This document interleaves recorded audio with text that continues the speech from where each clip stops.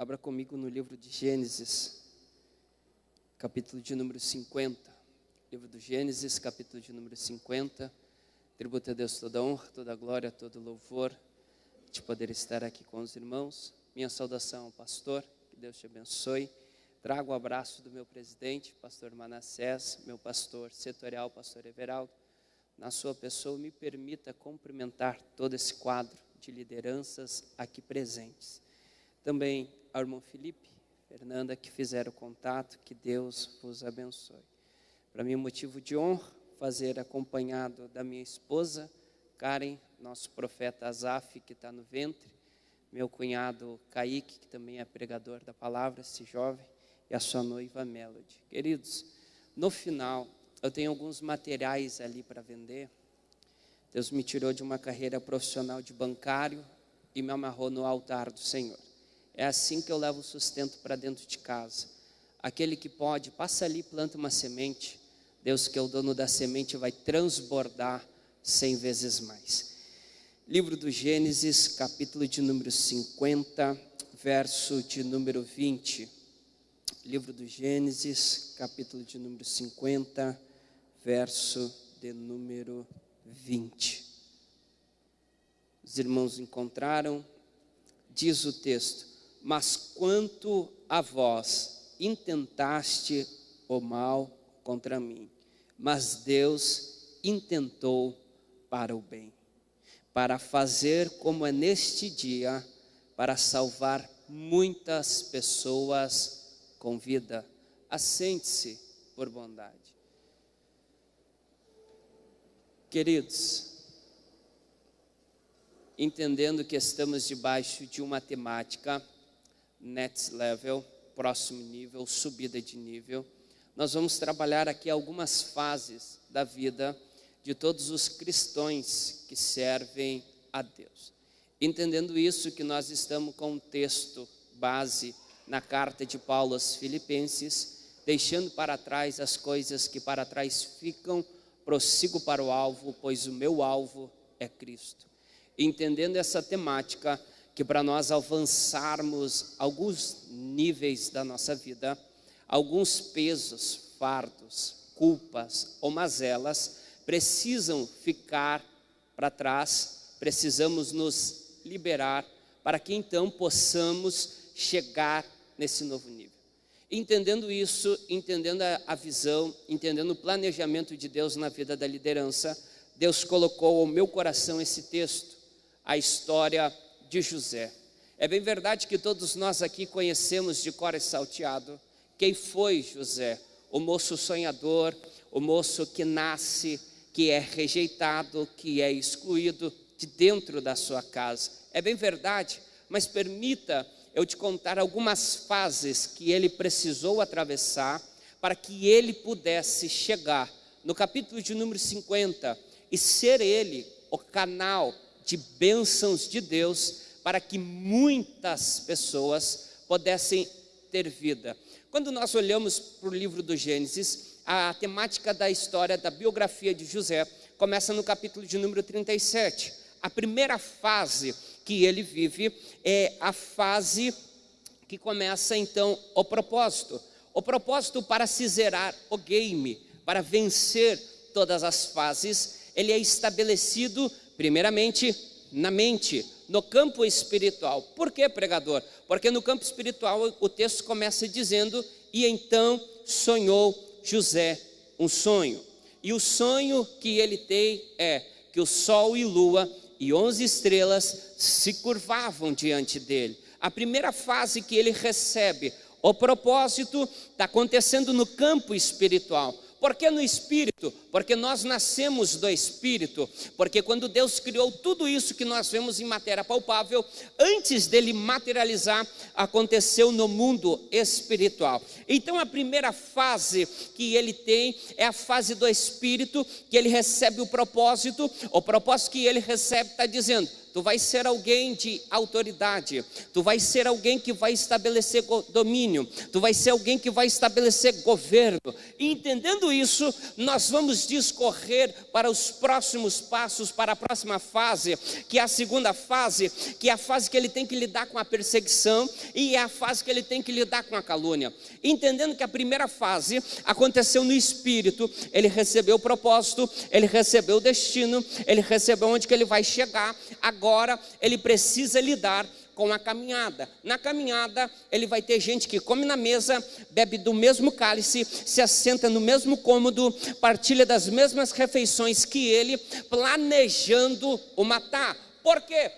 Gênesis 37 diz que Israel amava mais a José do que a seus demais outros filhos, e por causa disso lhe fez para ele então uma túnica essa de várias cores e de mangas longas. Entendendo isso, nós compreendemos, por causa do propósito, por causa do início do jogo, que ele está preposto a caminhar, ele vai ter um caminho, e nesse caminho ele tem desafios, e nesses desafios ele precisa lidar com a perseguição. Não é de gente de longe, não é de gente estranha, mas é gente conhecida. Não bastando isso, vão pegar aquilo que ele ganhou como presente e vão rasgar, e no que rasgam o que ele ganha de presente, vão ainda levar uma mentira para dentro de casa. E quando leva a mentira para dentro de casa, a mentira é a seguinte: uma besta fera veio e matou o nosso irmão, e só lhe restou esse pedaço de pano sujo de sangue. A notícia vem em forma mentirosa, enganosa, dentro de casa para o seu pai. Passa-se o tempo, agora ele vai para dentro da casa de um homem chamado Potifar. Quando ele está nesta casa, nesse momento, ele está chegando num lugar desconhecido, ele está chegando numa terra que ninguém conhece, mas na terra que ninguém conhece, Deus está abençoando ele, porque aonde que ele coloca a mão, Deus aumenta, porque aonde que ele coloca a mão, era mais ou menos José colocando a mão, e Deus colocando a mão embaixo, dizendo: aonde que tu toca, eu abençoo, aonde que tu entra, eu entro junto contigo, aonde que tu avança, eu avanço. E você já perdeu a oportunidade de dar glória a Deus, porque é Deus dizendo na vida de José: é você entrando nos desafios, mas eu vou na frente, eu vou limpando o caminho, eu vou tirando os espinhos, eu vou afugentando o valente, porque eu sou contigo. Entendendo esse ponto de vista, nós percebemos que o primeiro momento aconteceu no espírito, na mente. O segundo momento, ele está tendo que lidar com perseguição, e agora está tendo que lidar com calúnia. Que calúnia? Da mulher de Potifar, dizendo que ele tentou deitar-se com ela. E nesse miados de calúnia, de mentiras, de histórias mal contadas, ele vai perder outro presente, uma túnica. Só que essa túnica que ele recebe não é uma túnica que alguém gastou tempo para preparar para ele. Não é uma túnica que alguém preparou, levou anos, quem sabe meses, tempo, pegou tecido bom, confeccionou, tirou a metragem, tirou o tamanho e deu para ele. Não, era uma túnica qualquer, porque ele estava com uma túnica de servo na casa de Potifar, ou seja, ele estava servindo. E deixa eu abrir um parênteses e aplicar uma grande verdade, que quem não serve para servir, não serve para viver, porque o nosso papel chamado por Cristo foi para servir, e não para nós ser servido, porque o evangelho de Deus não é ganho, é ruptura, é subtração. Vinde após mim, e eu vos farei. Só que nessa condição de vir após o que ele está nos deixando, ele diz: aquele que quiser me seguir, tome a sua cruz, negue-se a si mesmo. Então, nesse processo de perda, nós precisamos entender qual é o propósito estabelecido de Deus para conosco. Porque se nós não tivermos isso bem fito e entendido, nós não vamos conseguir atravessar para o próximo nível. Porque assim como é no meio acadêmico, que nós precisamos estudar, aprender as lições, passar nas provas. Se não passar, ficamos em recuperação. Não passando em recuperação, reprovamos e assim gastamos tempo, dinheiro, investimento, tudo novamente. Assim também é a vida do crente na presença de Deus. Porque quando Deus faz com nós um propósito, faz para nós uma promessa, Ele nos dá o caminho. Ele não nos mostra tudo que vamos enfrentar, mas se nós rodarmos nesta fase hoje, amanhã ela vai se tornar repetir novamente, até que nós possamos entender que nós precisamos aprender para então ir para a próxima fase.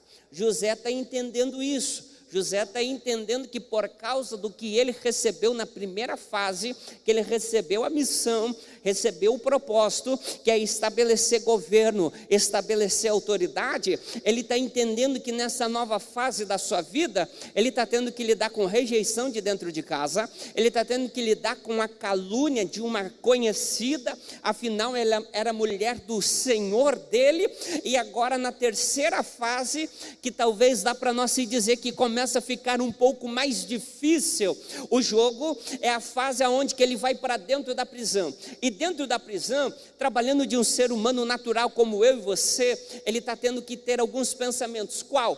Por que eu vim parar aqui, se eu não fiz nada de errado para estar aqui? Quem é que nunca se perguntou? Quem é que nunca parou para refletir em algum momento, talvez, de, quem sabe, uma bobeira da vida e dizer, por que eu estou passando por tudo isso? Por que eu estou passando por esse momento?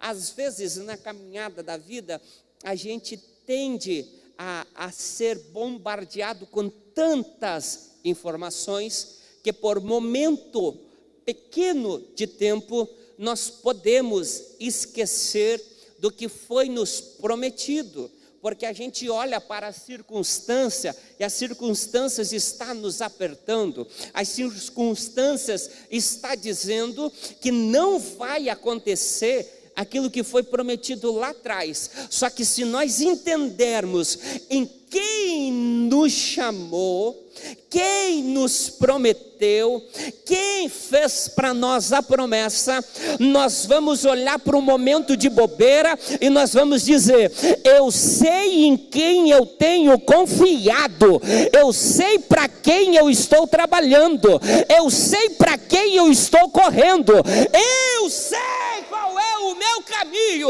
e se o meu caminho é com Cristo, o que a terra está dizendo não me importa, o que importa é eu saber o que o céu diz ao meu respeito.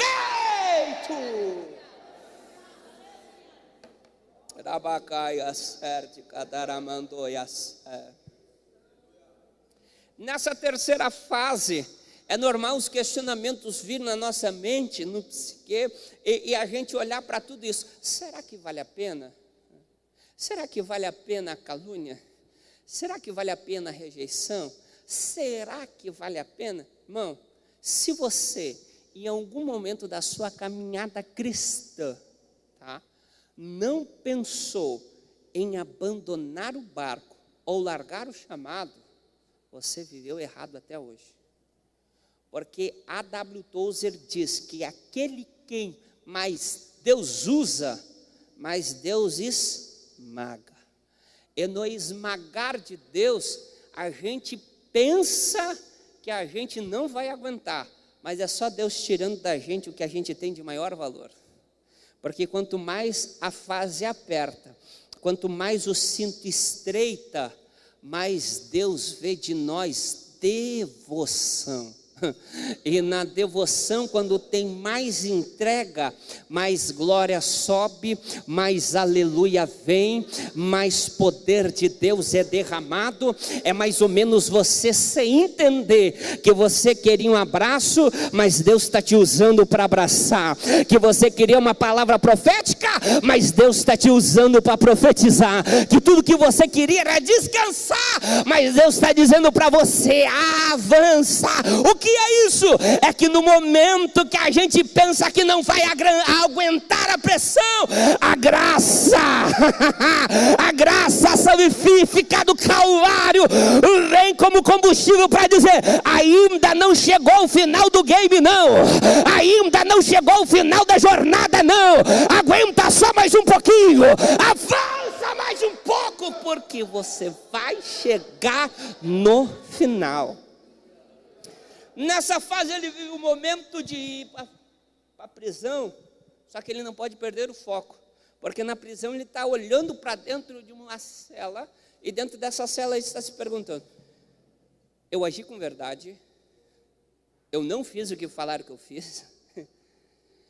Os meus irmãos me usaram como mercadoria, mentiram, a calúnia veio e eu parei aqui. Só que dentro da prisão, o interessante é manter o foco ajustado. E quando ele mantém um foco ajustado, mesmo sem saber, ele está percebendo que tudo isso é propósito. E por ser propósito, ele permanece firme no que lhe foi confiado, e ele entende que a fase vai virar, que a fase vai romper, porque assim como a bênção tem dia e hora para chegar, a luta também tem dia e hora para terminar. E então ele está dizendo: assim como um dia isso começou, isso também vai terminar. E a próxima fase, para quem ajusta o foco e persiste no caminho que lhe foi proposto, é a fase de encontrar-se com o rei. Porque quando ele se encontra com o rei, é a fase da primeira conquista. E na primeira conquista de vitória, o ambiente já muda, porque agora de prisioneiro ele vai ser chamado na presença do rei, e na presença do rei, o rei não vai roubar a sua túnica, o rei não vai arrancar a sua túnica, o rei não vai rasgar a sua túnica, não, mas pelo contrário, o rei vai chamar o alfaiate e vai dizer: na minha ausência tu é a maior autoridade no Egito, então se tu vai para ter uma cadeira de honra, tu tem que se portar de acordo com a nova fase que Deus está te levando. E eu sinto graça de Deus para liberar uma palavra profética nesta casa. Se prepare, se tiver que trocar roupa do guarda-roupa, troque, mas se ambiente com ambiente em que Deus vai te colocar. Se Deus te fez uma promessa, se porte como essa promessa que foi feita. Se Deus te prometeu uma coisa, essa fase vai virar, e vem a primeira vitória do jogo, e Deus vai ser glorificado na sua história. Porque ele sai do presídio, ele vai direto para um trono de honra, ele tira a roupa da fase anterior de prisioneiro, e ele vai para governador. E como governador, olha o sonho da primeira fase se conectando com a fase de número 4. Por quê? Porque quando ele sonhou sobre sol, sobre lua e estrela, Deus estava apresentando um mapa para ele, dizendo: José, tu agora vai estabelecer domínio em duas esferas. A primeira esfera, tu vai estabelecer domínio durante o dia, porque o sol é quem rege o dia. Segunda fase, tu vai estabelecer domínio sobre a noite, porque quem manda na noite é a lua e as estrelas. Só que dentro do Egito, essas imagens também eram deuses e eram cultuados. Era Deus dizendo para ele: aonde eu vou te colocar, o Deus deste século vai se curvar diante de ti, porque eu sou na tua vida. Eu sinto graça de Deus para liberar algo. Não estava no planejamento da mensagem, mas eu preciso aplicar uma grande verdade. Nós estamos vivendo um ataque de todos os lados, é bombardeio em todos os campos das nossas redes sociais, tentando nos tirar o propósito que nos foi colocado. Mas não interessa qual seja a esfera, seja no judiciário, seja no legislativo, ou seja onde que for, o Deus deste século não vai calar o grito da igreja, porque nós ainda somos a resistência desse mundo, e ainda nós somos uma voz profética em meio ao caos. Então se prepare, porque nessa subida de nível, Deus quer usar você.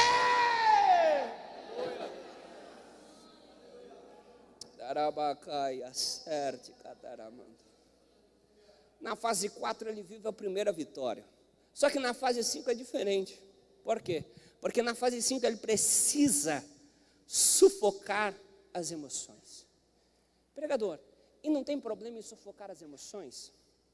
Eu não corro risco de contrair doenças ou enfermidades? Claro que corre. Só que se tu sabe o propósito de Deus na tua vida, você entende que vai ter momentos da caminhada que tu vai ter que sufocar as emoções.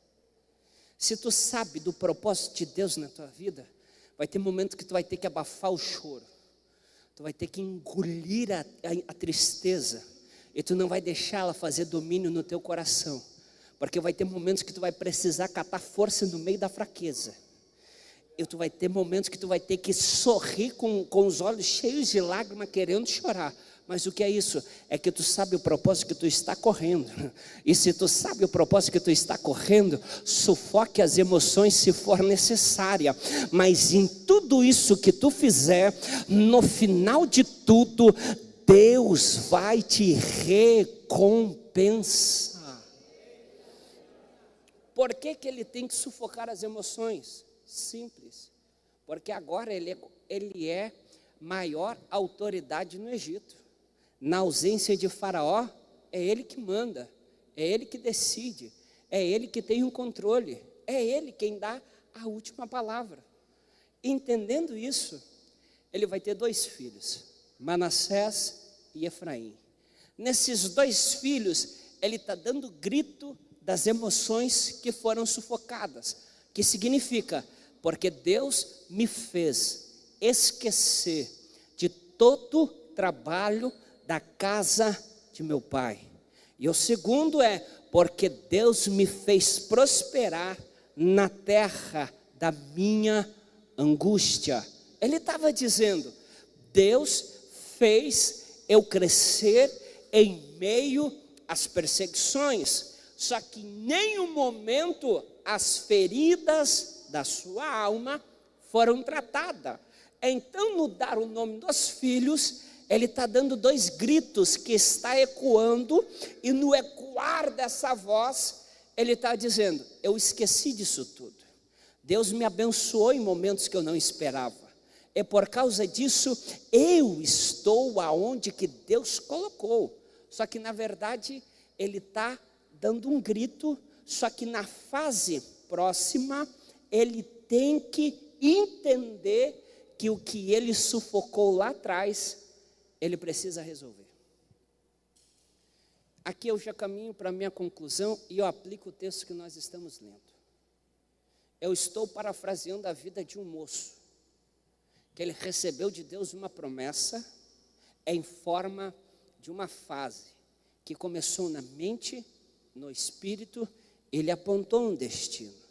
Só que esse moço, ele tem que lidar com rejeição, ele tem que lidar com calúnia, ele tem que sufocar emoções, só que um dia ele vai ter que encontrar isso frente a frente.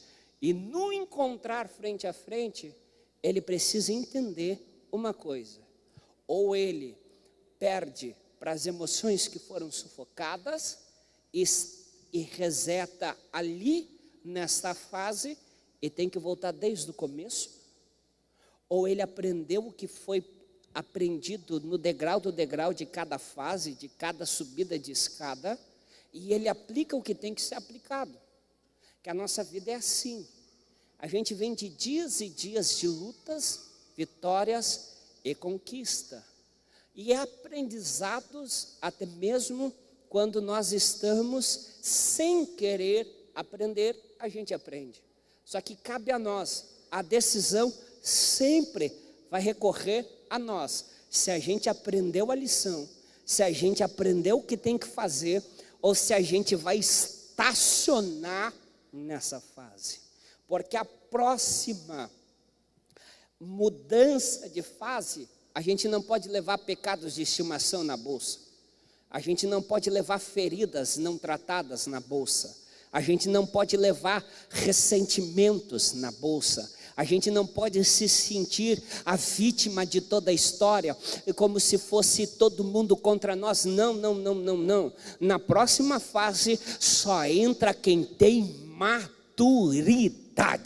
E quem tem maturidade entende que tudo que foi passado ao longo da caminhada foi por um propósito maior. E se foi por um propósito maior, não tente ficar estacionado, estagnado, parado nesta fase, não, porque Deus não te chamou para estacionar. Deus não te chamou para trazer pesos, fardos do passado na caminhada, não. Hoje é noite de você tirar da mala, de tirar da bolsa, de tirar da mochila tudo que está te impedindo de avançar, tudo que está te impedindo de romper, porque hoje é a noite da mudança de nível.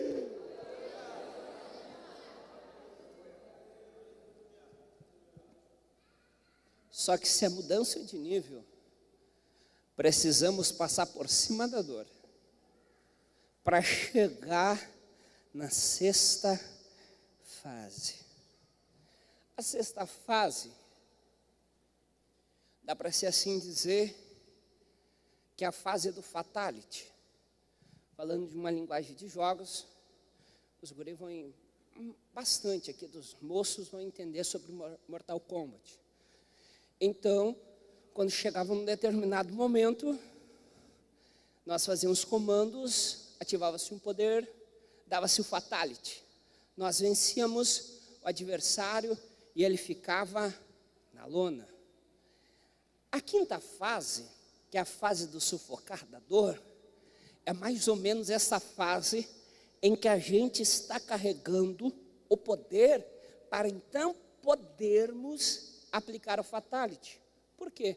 Porque na sexta fase, todas as 5 fases anteriores vão estar frente a frente. Todos os níveis vencidos da fase 1, da fase 2, da fase 3, da fase 4 e da fase 5 vão estar cara a cara. E aí você tem a oportunidade de deixar o inimigo te vencer ou vencer o inimigo. Porque se você perder a guerra na mente, já era.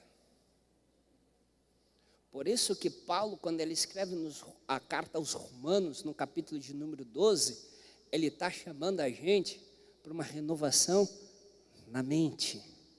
Qual que é a primeira fase? Na mente, o campo da visão. Qual que é a fase que nós vamos ser atacados? Vai ser nas faculdades mentais. Por quê? Porque nessa última fase, antes dele aplicar o fatality, ele vai ter que ver que há uma crise. E essa crise é de fome. Não tem comida na terra, somente no Egito. E agora, Jacó vai dizer para os seus filhos: subam até o Egito e busquem comida para a gente não morrer.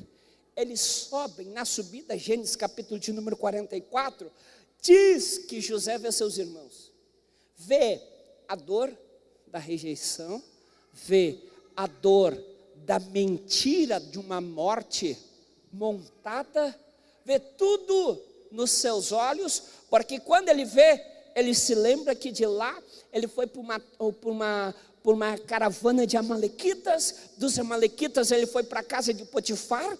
Da casa de Potifar ele foi para o presídio. Do presídio ele está no lugar que ele está. Então o filme passa na mente. Quando passa na mente, se a mente não está fortalecida no propósito, a primeira coisa que ele faz, ele perde o game. E deixa eu abrir um parênteses e só fazer uma ilustração dentro dessa mensagem. Esse game aqui é mais ou menos na época que logo que lançaram o Play 2, que daí eles lançaram os memory card, que se a gente não salvasse o jogo, a gente perdia todo o progresso que a gente tinha. A vida é mais ou menos assim, porque a vida não vem com memory card.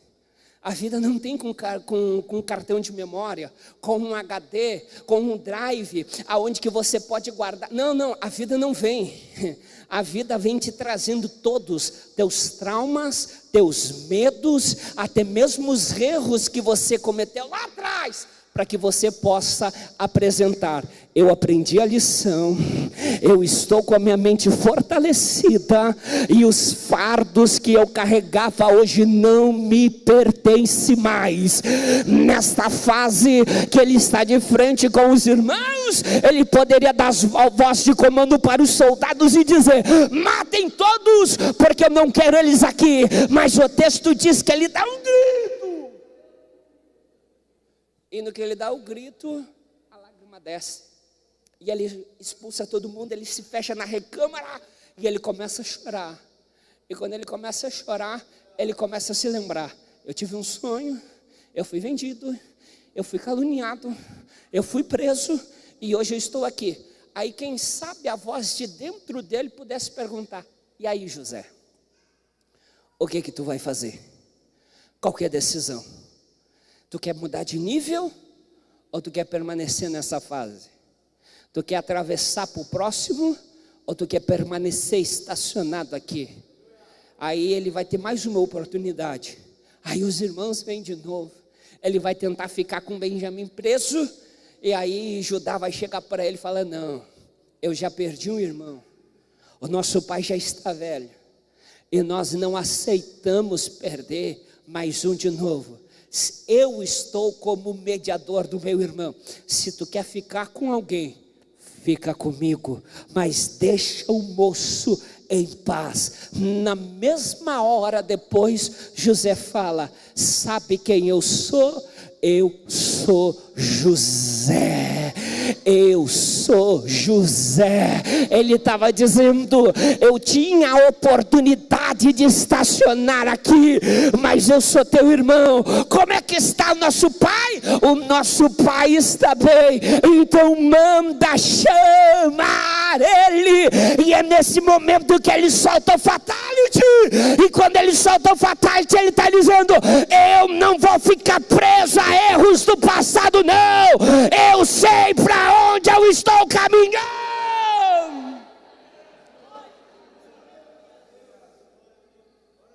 Pregador, e a última fase?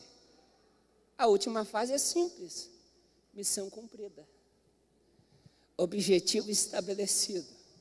Por quê? Porque na sexta ele enfrentou tudo de uma só vez, mas na sétima ele apresentou os frutos. Pregador, não entendi. Simples. Ele tinha a oportunidade de não fazer nada, mas ficar preso por causa de um perdão que ele reteve, por causa de um trauma que ele sofreu, por causa de uma perseguição que ele teve, é por causa de uma calúnia. Só que ele apresentou fruto. E fruto é só quem tem conexão com o propósito, porque quem tem conexão com o propósito é moldado pelo Espírito, possui o fruto do Espírito. E dentre um dos frutos do Espírito é domínio próprio. Ele teve domínio domínio sobre as emoções, ele teve domínio sobre os sentimentos, e ele estava dizendo: eu entendi todas as fases que eu passei para chegar até aqui. Por que, pregador? Porque se você ler os versos anteriores, os irmãos estão comendo dizendo: José vai perseguir a gente porque a gente perseguiu ele. Só que ele diz: não, eu entendi, porque o mal que vocês me fizeram, Deus transformou em bênção, para que muitas vidas,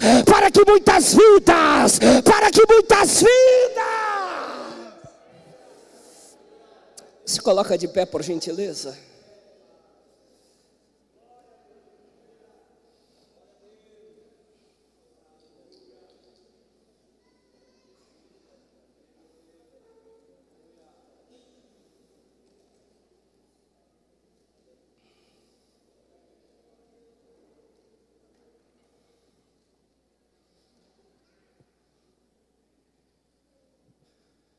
Isso aqui resume as 7 fases da vida de um crente. Porque ele entendeu que ele estava debaixo de um propósito. É por causa do propósito de Deus, Deus esmagou ele, feriu ele, apertou ele, mas ele suportou e aguentou. E por causa dele suportar, o texto diz que muita gente se escapou com vida. Então, quem sabe nessa noite, a subida de nível para alguém aqui é você entender que por causa de você tem vida na tua casa. É você entender que por causa da tua adoração, Deus está livrando a tua família. É você entender, porque enquanto você está aqui, Deus está guardando os teus. Por quê? Porque através de vocês, eita, eu estou sentindo graça e eu vou liberar mais uma palavra profética que queimou na minha alma. Por causa de você, nascerá famílias bem estruturadas. Por causa de tu vencer o game, nascerá famílias curadas. Por causa de você cumprir a missão, nascerá famílias abençoadas. Talvez tu cresceu num lar que não tinha as bênçãos, mas através de você, as bênçãos de Deus vão te alcançar até a 4ª geração. Eu quero orar por você. Eu quero orar por você.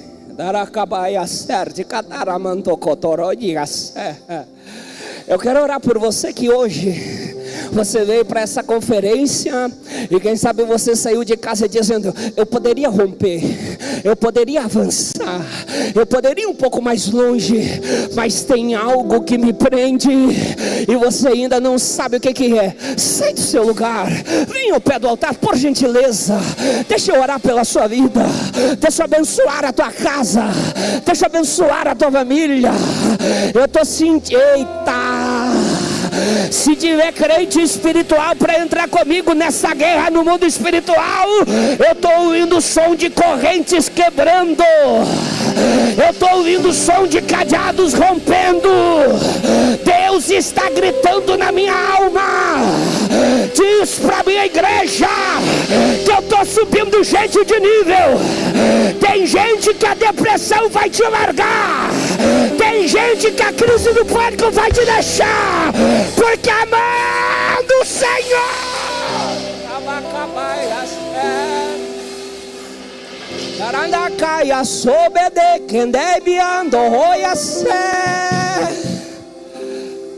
porventura em nosso meio tem alguém que quer aceitar a Jesus? Ou você que está afastado dos caminhos do Senhor quer se reconciliar com Ele? Tem alguém hoje? Manifeste assim com a tua mão. Faz um sinalzinho. Tem? Não tem ninguém? Eu vou fazer o último convite. Eu não sou de fazer isso, mas eu sinto que eu preciso fazer. Você que hoje decidiu subir o nível, sai com a autoridade do teu lugar e dê um passo de fé agora. Agora. Eu não sou menino, mas eu falo com propriedade o que o céu está dizendo na minha vida, na minha alma. E Ele está mandando dizer para esta igreja: conte os dias, conte os dias. Liderança da UMADIC, haverá uma onda de testemunho no meio dos jovens. Haverá uma onda, haverá uma onda de testemunho. Eita Jesus, que graças! Coloca a mão no seu coração. E se for o hábito desta casa, eu peço por gentileza para os obreiros me ajudar em oração de posição de mãos. Mas antes de eu começar a orar, ore você no seu lugar. Comece orando. Suba a sua voz em oração. Pai, no nome de Jesus, nós pregamos a Tua palavra. Nós ministramos aqui que nós vamos ter missão cumprida. E para nós missão cumprida é nós chegarmos no grande dia e ouvir a Sua voz dizendo: vinde benditos do meu Pai.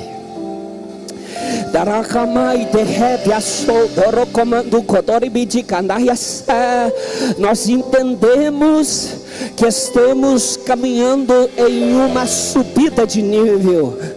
E na subida de nível requer esforço, requer atitude, requer posicionamento, mas acima de tudo requer dependência exclusiva do Senhor. Então agora eu te peço, aonde tiver um coração aquecido por essa palavra, aonde tiver uma alma cheia do teu Espírito Santo, eu te peço, materializa renovando ele, renovando ela agora. Eu já estou vendo lágrimas descendo no coração de moço, nos olhos de moço, nos olhos das moças. Então eu te peço, Espírito Santo da verdade, aonde que a tua presença paira nesse lugar, renova os meus irmãos agora, renova as minhas irmãs agora, renova o teu povo agora. Aonde tiver um crente batizado com o teu Espírito Santo, renova ele agora, renova ela agora, enche do teu Espírito, para que nós possamos largar as bagagens do passado e caminhar ao alvo, e caminhar a caminhada, e alcançar o prêmio que não é devido, que é a salvação. Então renova, Jesus. Agora eu te peço, Espírito Santo, enche.